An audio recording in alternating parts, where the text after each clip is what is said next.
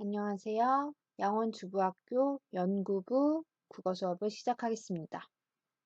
오늘은 운문 시의 이해 두 번째 시간입니다. 저번 시간에 이어서 우리가 시에 대해서 이어서 배우는데요.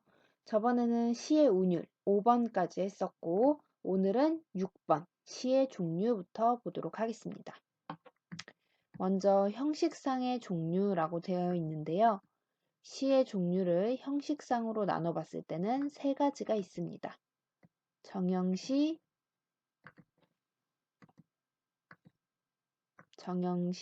자유시, 그 다음 산문시. 자, 먼저 정형시를 보면은 일정한 형식에 맞추어 내용을 전개하는 시로 시조, 가사, 향가, 일부 현대시가 정형시에 해당합니다. 우리가 시조와 향가 배웠었는데 기억나시죠? 시조는 3장 6구 45자 내외의 형식을 갖고 있고 또 향가는 19채 향가 같은 경우에는 낙구 첫머리에 항상 감탄사가 붙는다 라는 그런 일정한 형식이 있었죠. 이렇게 정해진 형식이 있는 시를 정형시라고 하고요. 두 번째 자유시. 자유시는 자유로운 형식을 지닌 시로 오늘날의 대부분의 시가 이에 속합니다.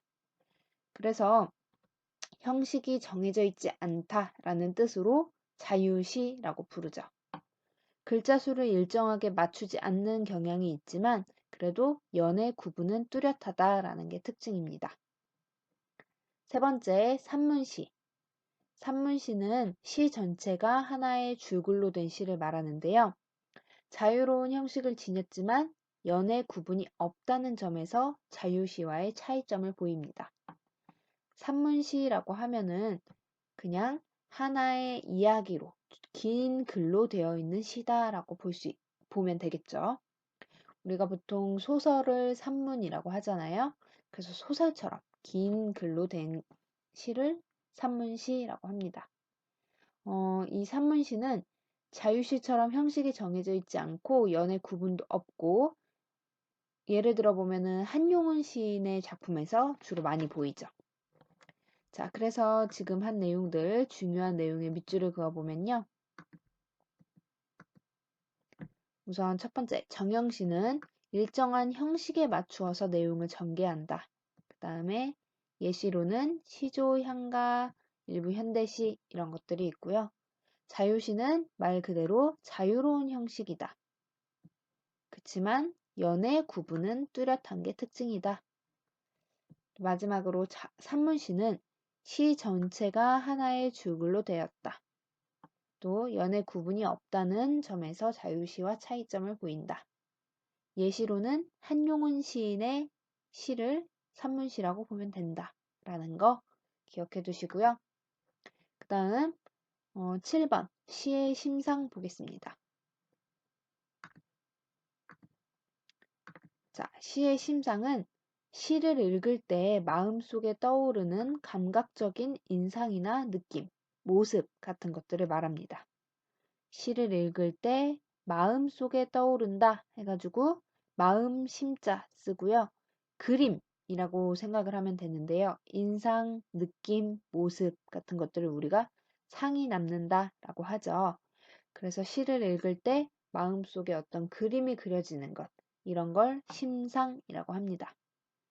그래서 밑줄 그어보면 마음속에 떠오르는 감각적인 인상이나 느낌, 모습. 여기가 중요 포인트가 되겠죠. 심상의 갈래를 보면요. 시각적 심상, 후각적 심상, 미각적 심상, 청각적 심상, 촉각적 심상, 공감각적 심상 이렇게 6가지가 있습니다. 먼저 나오는 심상들은 우리가 알고 있는 오각, 시각, 후각, 미각, 청각, 촉각에 해당하고요. 공감각적 심상이라는 것은 이 위에 나오는 5가지 오각 중에 2가지가 합쳐진 심상을 공감각적 심상이라고 합니다. 그럼 하나씩 자세히 한번 볼게요. 우선 시각적 심상은 개념을 보면 모양, 색깔, 움직임 등을 눈으로 보는 심상입니다. 예시를 보면 붉게 물드는 저녁 노을이라고 나오죠. 붉게 물드는. 붉게 물드는 거는 우리가 눈으로 확인할 수 있는 거기 때문에 시각적 심상이고요. 후각적 심상은 코로 냄새를 맡는 듯한 심상을 말합니다. 그래서 밥 짓는 냄새. 코로 냄새를 맡는 거 후각적 심상. 그 다음 미각적 심상은 혀로 맛을 보는 듯한 심상. 그래서 쓰디쓴 한 잔의 술, 쓰디쓴 같은 부분들을 통해서 우리가 미각적 심상이다라는 거 알 수 있죠. 그 다음 청각적 심상, 소리로, 귀로 듣는 듯한 심상을 말하는데요. 육중한 기계 굴러가는 소리, 소리라는 것을 보고 청각적 심상인 걸 알 수 있죠. 그 다음 촉각적 심상, 피부를 통해서 느끼는 듯한 심상을 말하는데요. 어머니의 따뜻한 품, 자, 따뜻하다라는 것은 우리가 촉각으로 느낄 수 있는 거죠. 그 다음 공감각적 심상, 자, 둘 이상의 심상이 합쳐지는 거라고 얘기를 했는데요. 푸른 종소리 보면은 푸른 것은 눈으로 확인할 수 있고 종소리는 청각으로 확인할 수 있죠. 귀로 확인할 수 있기 때문에 시각과 청각이 합쳐져서 공감각적 심상이 되고요. 은빛 비린내, 시각과 후각이 합쳐진 심상이라서 또 공감각적 심상이 되겠죠. 은빛은 눈으로 확인하고 비린내는 후각으로 확인할 수 있죠. 이렇게 두 가지 다른 심상 두 개가 합쳐져서 나오는 것을 공감각적 심상이라고 합니다. 자, 여기까지 심상에 대해서 또 봤고요. 마지막으로 비유에 대해서 보도록 하겠습니다. 비유는 어떤 사물의 모습이나 형태를 좀 더 효과적으로 표현하기 위해서 다른 사물을 빗대어 표현하는 방법인데요. 대표적으로 직유법, 은유법, 의인법이 있습니다. 자, 우선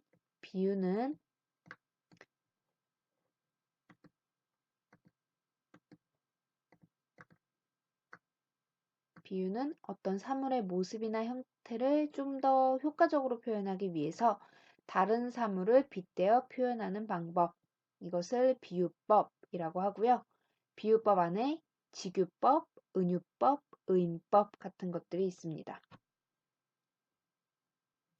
우선 직유법은 뭐뭐처럼, 같이, 뭐뭐인 듯이, 뭐뭐인 양 같은 이런 직접적인 표현들을 써서 이것과 이것이 같다. A와 B가 같다. 라고 표현을 하는 거예요. 그래서 내 마음은 호수처럼 맑다. 여기는 지금 처럼이라는 표현이 붙었죠. 처럼, 같이, 듯이, 인양 같은 것들이 붙어서 그래서 내 마음은 호수 같다 라고 이야기하고 있고요. 또 돌담의 속삭이는 햇발같이 여기는 지금 햇발 같다 라고 표현을 하고 있죠. 이렇게 직접적인 비유적인 표현들을 쓰는 것을 직유법이라고 하고요. 은유법. 은유법이 이제 시에서 가장 자연스럽게 많이 쓰이는 비유법인데요.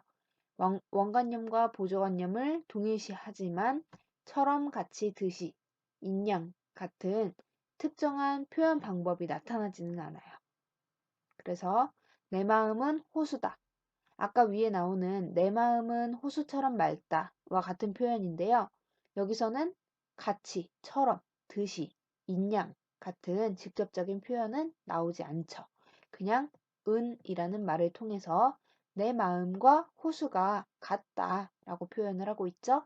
이렇게 직접적으로 표현하지 않고 은밀하게 드러내지 않고 표현한다 해가지고 은유법이라고 합니다. 직유법과 은유법 잘 구분하시기 바랍니다. 둘 다 A는 B와 같다라고 이야기를 하는데 직유법은 처럼, 같이, 듯이, 인양 같은 표현을 사용하고 은유법은 그런 표현이 없이 표현하는 것들을 이야기한다라는 거 기억하시고 마지막 의인법. 의인법은 사람이 아닌 것을 사람처럼 비유하는 것을 말합니다.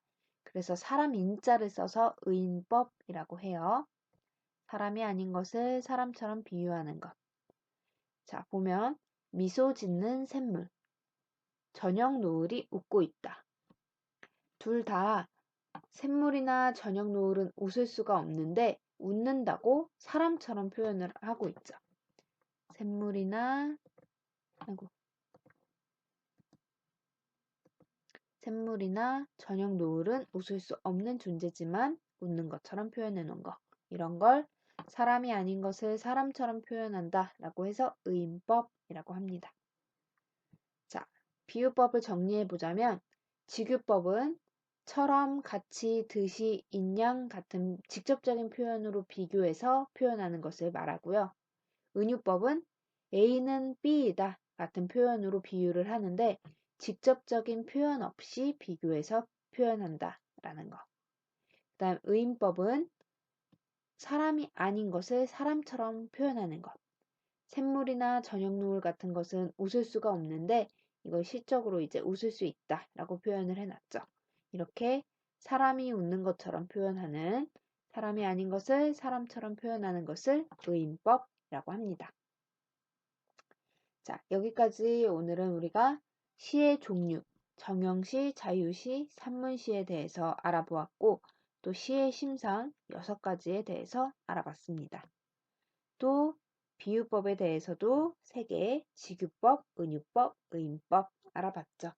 자, 오늘 한 내용은 전체적으로 다 중요한 내용들이에요. 그래서 여러분이 노트에다가 옮겨 적으실 때 처음부터 끝까지 똑같이 적어주시고 형광펜도 똑같이 칠해주시기 바랍니다.